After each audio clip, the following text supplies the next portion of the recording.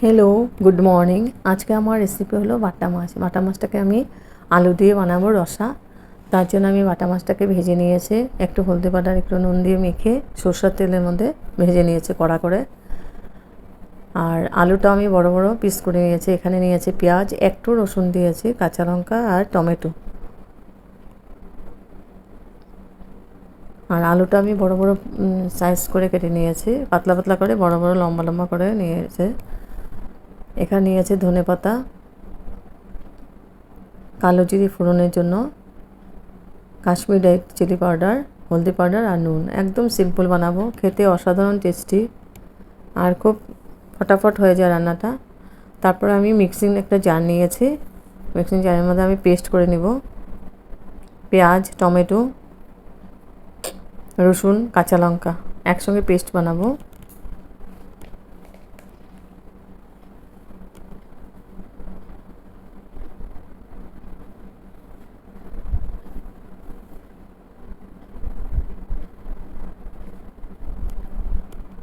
লঙ্কাগুলো আমি লাল লাল নিয়েছি, কালারটা খুব ভালো হবে। তারপর পেস্ট করা হয়ে গেছে, এদিকে পেন বসিয়ে দিয়েছি। মাছ ভাজা তেলের মধ্যে আমি রান্নাটা করব। তারপরে সামান্য পরিমাণে কিন্তু আমি তেল দিয়েছি, একদম কম। মাছ ভাজার তেলের মধ্যে 1 চামচের মতো তেল মিলিয়ে আমি রান্নাটা করছি, বেশি তেল দেবো না। তারপর দিয়েছি কালো জিরে, কালো জিরাটা ফোড়নে দিয়েছি। কালো জিরাটা আমি লাল করে ভেজে নিব। যত তেল মশলা দেওয়া যায় তত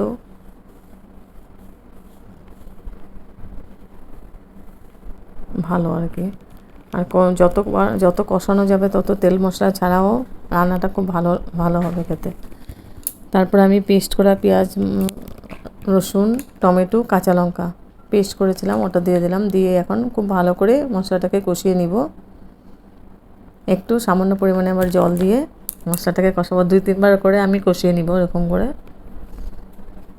যাতে পেঁয়াজে কাঁচা গন্ধটা না থাকে। এবার পেঁয়াজটা কষানো হয়ে গেছে খুব ভালো করে। তারপরে আমি গুঁড়া মশলাগুলো দিয়ে দিলাম।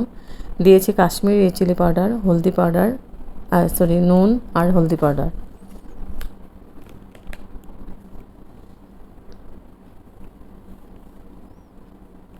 আর কোনো মশলাই দেব না। এখন খুব ভালো করে মিক্স করে আবার মশলাটাকে কষিয়ে নিব।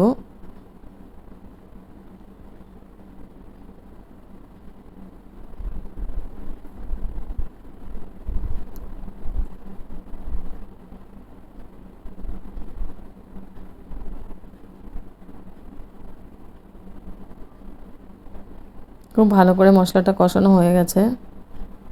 এখন আমি আলুগুলো দিয়ে দেব। আলুটা আমি ভাপ দিয়ে নিয়েছি। এখন মশলার সাথে আমি ভেজে নিব আলুটাকে, আলাদা করে আর ভাজি নেই।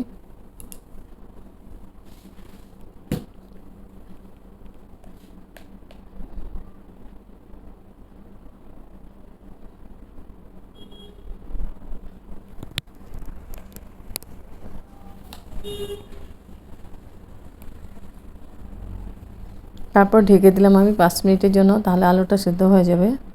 এবার 5 মিনিট পরে এসে আমি একটু নাড়াচাড়া করে দিব।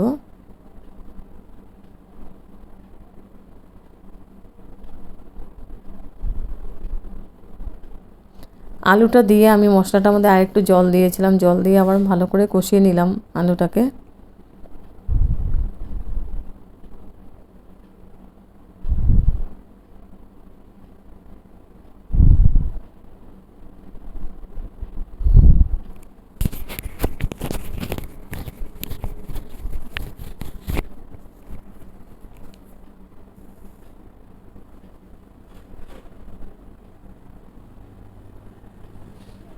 আলুটা খুব ভালো করে কষানো হয়ে গেছে। এখন আমি গ্রেভির জন্য জল দিয়ে দেব। জলটা আমি গরম করে নিয়েছি।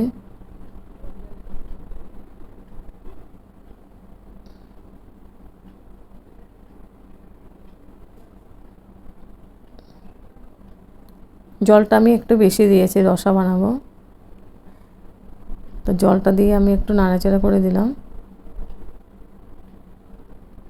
এখন আবার ঢেকে দিব আমি 4 মিনিটের জন্য, তাহলে আলুটা পুরো সিদ্ধ হয়ে যাবে।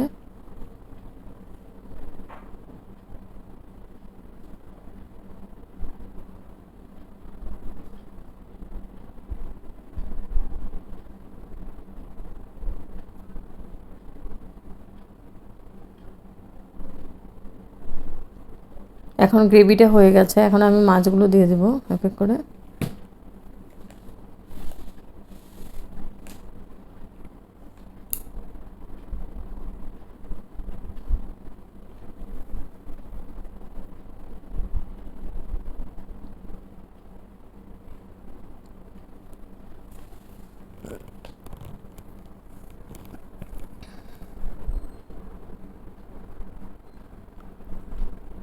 মাছগুলো দেওয়া হয়ে গেছে।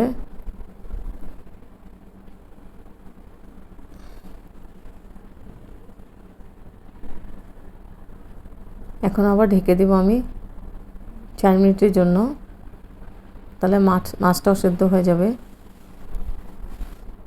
আর গ্রেভিটা একটু শুকিয়ে যাবে। একদম লাস্টে দেবো ধনেপাতা।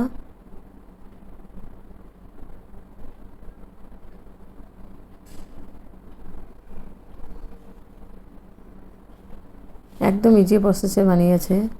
আর এই মাছের রেসিপিটা দিয়ে গরম গরম ভাত গন্ধরাজ লেবুর সঙ্গে খুব ভালো লাগবে খেতে। তেল মশলা কম আছে একদম। গরমের দিনের জন্য এই ধরনের মাছের রেসিপি খাওয়া খুব ভালো। আর বড় মাছটা তো বেশি উপকারী না, কিন্তু ছোট এই মাছটা খুব ভালো, শরীরের জন্য খুব ভালো, উপকারী। তো হয়ে গেছে, আমি গরম গরম সার্ভ করেছি বাটা মাছের রেসিপি আলু দিয়ে রসা।